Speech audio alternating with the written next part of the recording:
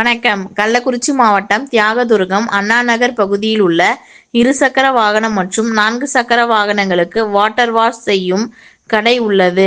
தென்கீரனூர் கிராமத்தைச் சேர்ந்த அரவிந்த் மற்றும் தியாகதுருகம் கரீம்ஷா தக்கா பகுதியைச் சேர்ந்த ஷாகில் இருவரும் வாட்டர் வாஷ் பணியில் ஈடுபட்டிருந்த போது திடீரென மின்சாரம் தாக்கியதில் இருவரும் படுகாயங்களுடன் கள்ளக்குறிச்சி அரசு மருத்துவக் கல்லூரி மருத்துவமனைக்கு அனுமதிக்கப்பட்டிருந்த நிலையில் இருவரும் சிகிச்சை பலனின்றி உயிரிழந்தனர். இந்த சம்பவம் குறித்து தியாகதுருகம் போலீசார் விசாரணை மேற்கொண்டு வருகின்றனர். வாட்டர் வாஷ் கடையில் வேலை செய்து வந்த இரு வாலிபர்கள் மின்சாரம் தாக்கி பலியான சம்பவம் பகுதியில் பெரும் சோகத்தை ஏற்படுத்தியுள்ளது.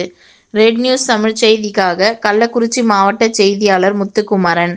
செய்திகளை உடனுக்குடன் தெரிந்து கொள்ள ரெட் நியூஸ் தமிழ் சேனலை சப்ஸ்கிரைப் செய்யவும்.